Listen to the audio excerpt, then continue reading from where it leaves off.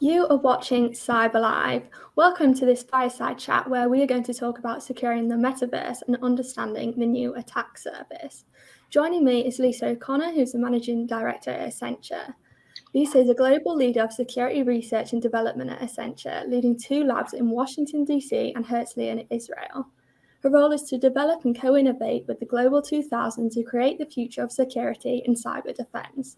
Through her work, she protects the Global 2000 companies, critical infrastructures, and advances the industry with her focus on cyber innovation. We are also going to be joined by Tony Kagoo, who is the Head of Innovation, Communications, Media, and Information Services at Tata Consultancy Services.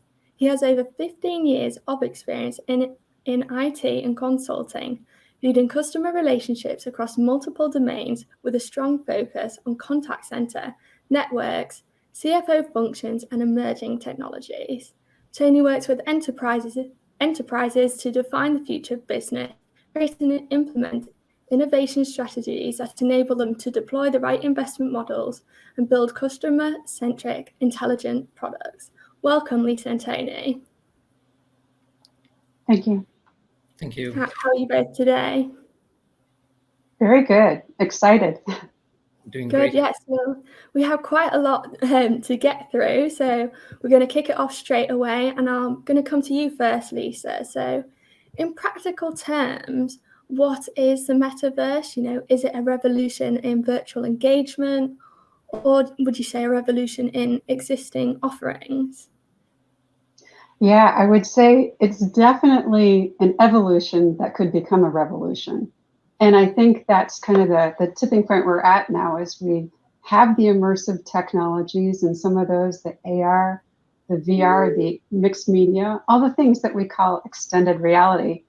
And we have processing power, and we're able to have this sort of convergence where the art of the possible is there. And we see a lot of excitement towards the metaverse. And some would say there's a little bit of hype there. We'd probably agree. But I think it's going to be an incredible evolution for the business. And that's the exciting part. And Accenture, I think, if you've looked at the tech vision, if you haven't, go look at it. We talked about the metaverse and 4 trends that we think are so important about the metaverse. And some of the things that are different about it than we think of our sort of Web 2.0 version of the internet and interacting is the Web 3.0 is really going to give us a sense of place and a sense of ownership. And those things are different because those are usually kind of controlled by platforms or the environment. But the aspiration in the full metaverse is that you can create communities, you have a sense of place that you return to and you experience. And you also potentially have these self-governing organizations, and you create the community and the rules and the governance around that. And folks may know those as DAOs, but it's really understanding what the potential of all that could be. I kind of get excited because there's a kind of an excitement to it where the potential of it is huge, and there's also a decent amount of risk if we don't get on the on-ramp correctly for this. Because my background is cyber, so I think about what can go wrong. That's how I wake up in the morning. What can go wrong? But cybersecurity is going to be important. Privacy is going to be important. Safety is going to be important if we think about what we're experiencing in the metaverse and how we're experiencing it. But I think businesses have a different opportunity here, which I'm excited about because it's not a binary journey. It's not you're out of the metaverse, you're in the metaverse. We call it a continuum. So we think about it at Accenture as a metaverse continuum, where there really is this sort of gradual evaluation and understanding of what business processes, what environments, what things are appropriate on the metaverse at this time, given the current state of technologies and controls and all the other things you could think about. But it's an exciting point because I think we're at the point to influence some of those things and really figure out how we get the things right that we didn't get right in Web 2.0 and 3.0. And I think that's the exciting opportunity here. No, yeah, that is really exciting. And you touched on it a little bit there, about new opportunities. So what kind of commercial, economic, or societal opportunities do you see like emerging from the metaverse? Yeah, so On the business side, what's really interesting, if you look at some of these environments, Decentraland, Roblox, others, that you'll see we already have businesses there. We already have businesses taking up a digital footprint, if you will, being there for their brand, engaging with existing customers or making new customers. And again, kind of the commerce is a little different, and that's going to go through a maturation, certainly, as we understand the potential of it. But I think for industries where interaction with the consumer is so paramount and important, they're already there. They're already figuring out what it means to be there for their brands and to represent, and if you will, kind of proactive defense, be there to represent the brand and make sure all the values are there that they have in kind of the Web 2.0 and storefronts and other things. So I think depending on industry, some industries are already there. And then there are other industries where we think about manufacturing and plants and places where you have field operations where augmented reality or mixed or even virtual have been so important for years. And so those industries already had their toe in the water because they've been using these technologies to do the field maintenance, engage remotely. And we even see that in medicine too. So I think we already have industries building skills in this area that are now going to be looking at what the possibilities are. Yeah, Anthony, have you got anything you would like to add on to that, about protection for these emerging opportunities? Oh, yeah, absolutely. I think Lisa covered on the consumer front, which is absolutely paramount. And like is also mentioned about the field operations. It's a dual purpose.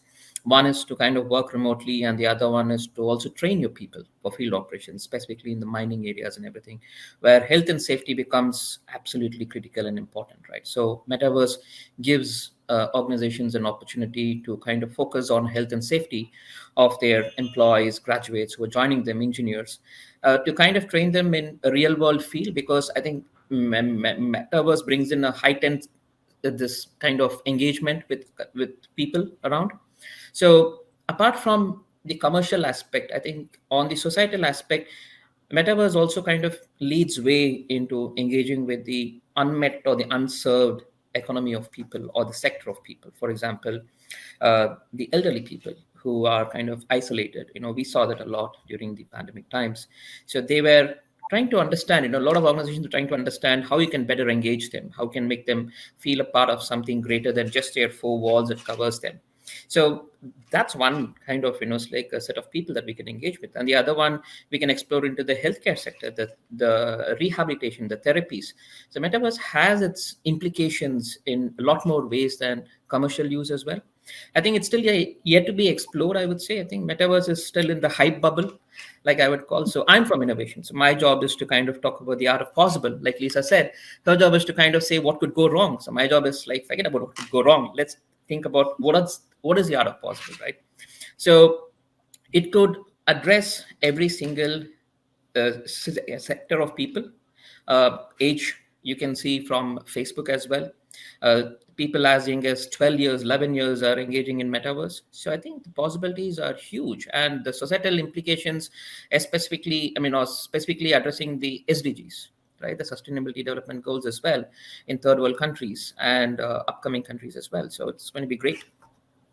Yeah, and I think that's a great point. When we think about it for a societal impact, like the age, you have to look at the age group of who's on the Metaverse now, who's been there.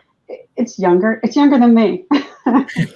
I think they're mostly teenagers gaming, and you can look at that at Second Life too, and kind of look at what's their sweet spot for demographics over the years. Absolutely. But I think as we start to mature this technology, make it accessible, and that's different than putting on your VR goggles, because let me tell you, past a certain age, until they get to really high performance, there's going to be challenges there. But I think the opportunity is, if we're engaging with the Metaverse, what other citizen services could be put there? What other voter registration, vehicle registration, maybe even voting? I know, crazy. But if we got it right in terms of what security and privacy and governance and how we're managing people's data, and that's so important in the metaverse because we have so many different kinds of data, and that is one of the big challenges. Is it's not just what we collect by going to a website and a little bit of demographics about yourself and your search patterns and all. We're getting biometric data. We're getting eye movement. We're getting potential respiratory, cognitive, all kinds of behavioral biofeedback.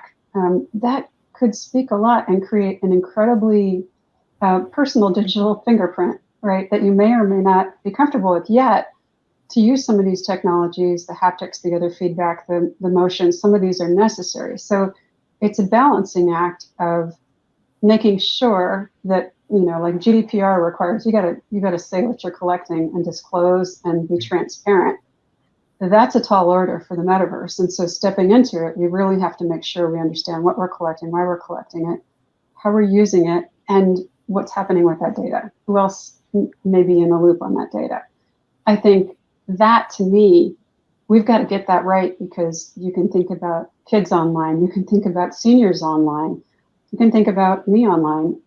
It's going to be challenging, right, to make sure that we're careful and good custodians. And I think that's the challenge for governments and for business and for all of us to really influence those standards so that we have the right things built in so we can do voting online, so we are comfortable with our kids and our parents and everybody converging and knowing it is not only secure and private, but also safe, right? And that's a tall order. And there are organizations like Kavya Perlman has XRSI, the XR Safety Initiative, which talks about what's the framework for doing this, and how do we want to organize across technology and business to do this.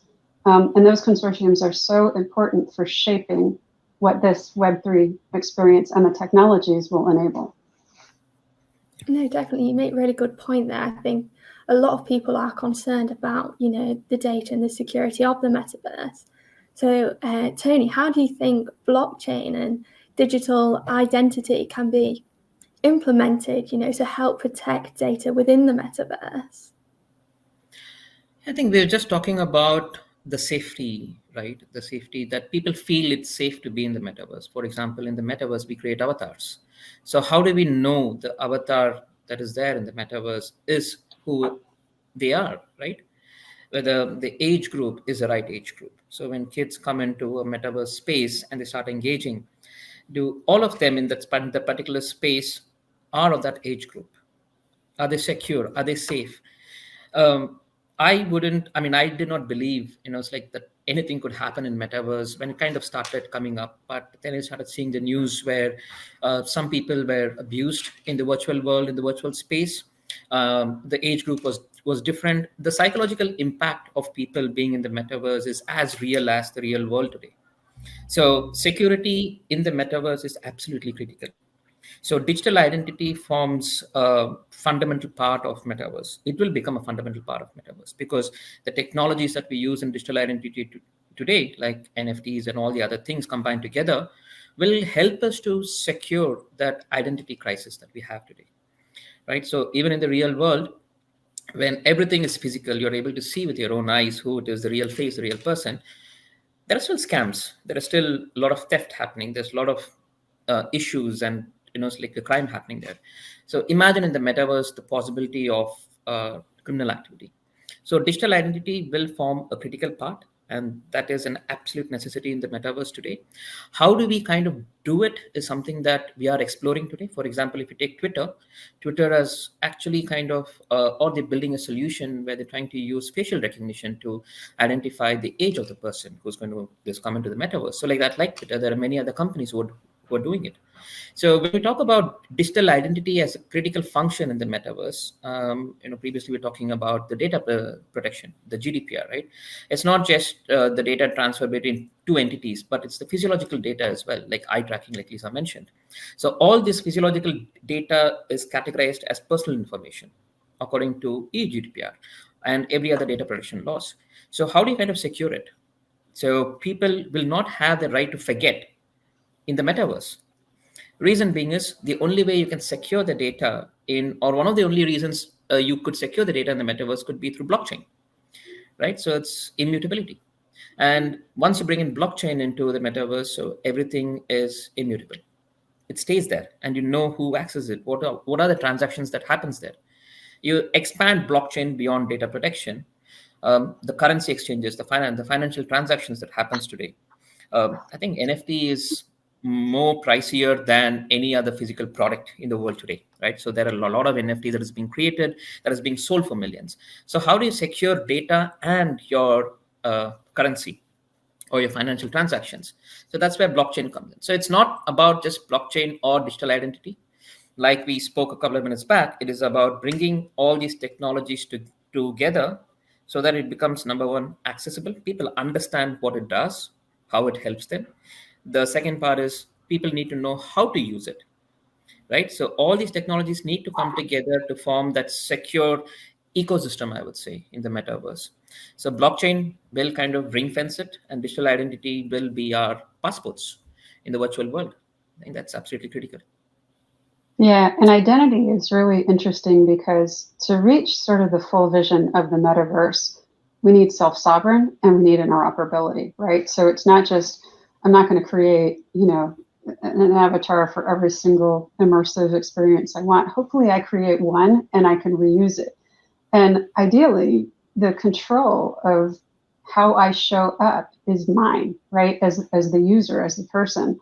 And that's important too, to get that right. And that's why we call it self-sovereign, because I govern it, right? I govern how I show up to my bank, how I show up to a citizen forum, how I show up at a concert, right? How much is there of me that I'm showing, or how much of my data I disclose for that experience or that opportunity. And again, in business processes, regulated environments, banks have to know who you are with high confidence to transact. They're regulated. I'm not sure we need that level for a concert, especially maybe an open concert, unless it's a private bespoke event. But you can imagine that there are different experiences. You show up differently. But having the infrastructure where we're not duplicating and creating many for people to manage, but we actually have that interoperability. And I think that's so important. And remember that if you think about sort of classes of people, there's a whole ethical and responsible dimension to this. There are classes of people that have been discriminated against historically, right? And you can think of ethnicity, you can think of gender, you can think of orientation, a whole sorts of things. Those people are going to want to be able to protect their own identities and should be able to operate freely in this space without discrimination, without bias, without, again, we've seen some harassment and bullying and other things on some of these platforms, but that's going to be important that the platforms, there is a governance to them. There is an ethos and a governance of those values and how you actually can start to flag things or prosecute in the sense of, somebody's, targeting somebody. Those are important. And I think if we look at what's happening, we're at the formative stages of that. We really don't have on some of these platforms the real governance and oversight that we need to keep these beautifully safe environments. But I think that's on us to be asking for more as citizens and as businesses to say, hey, here's the world, here are our values, here's how we want to operate. And making sure that those ecosystems really step up and deliver what we need. Yeah, absolutely. I think one of the key things is that we need to understand it's not just about bringing in the different technologies. Since it's an ecosystem, it's a different stakeholders like cybersecurity, innovation, the government bodies, the regulatory bodies. Everybody needs to come together to kind of create this ecosystem to be a more safe, regulated, and it should be like more like a society that people enjoy being in, right? Exactly. Yeah. Definitely. So before we end the discussion, we're going to move on to a couple of questions that have come in from our audience. So I'm going to start with you, Lisa, if that's okay. Sure. So as with a lot of new technology, sometimes people don't always see past like the gimmick, as it were. So in what ways can the metaverse help businesses operate more effectively? Yeah, so I think it goes back to what we were talking about before, is that some of these augmented reality, mixed, virtual, have tremendous application and utility to business, right? As we think about how to get the right information at the right time, how to project that somewhere, how to get insights, whether that's surgery, whether that's fixing something out in the field. There is, there is huge value in that and scale. And I think what we've all learned in the last 2 years is these platforms, the ability to be at a conference and teleport in, if you will, and the ability to be able to work pretty much seamlessly remotely. We're driving the capabilities that we need to mimic what we have in real world, right? So we're making the metaverse and metaverse technologies more real and useful to us in this process, in this journey. So there's a little bit of hype, but I think that the headsets and the other things. But remember, the metaverse, you can access that whether you have a headset or not. So I think that's one of the hype cycle things. You have to have all this gear to be able to experience it. Yes and no. You can experience it in a different way without all of the gear, but to have the full immersive experience, you'll want to get some gear. Great, thank you. And a question for you, Tony, is in this new frontier of technology, one that puts us, directly in people's homes and lives, how can we protect users from cyber attacks without violating their privacy? I think going back to our conversation, it's like it still needs to be explored. People are exploring it. We are looking at how the data could be protected by being this non-invasive as well, right? So your cybersecurity rules and policies needs to be non-invasive.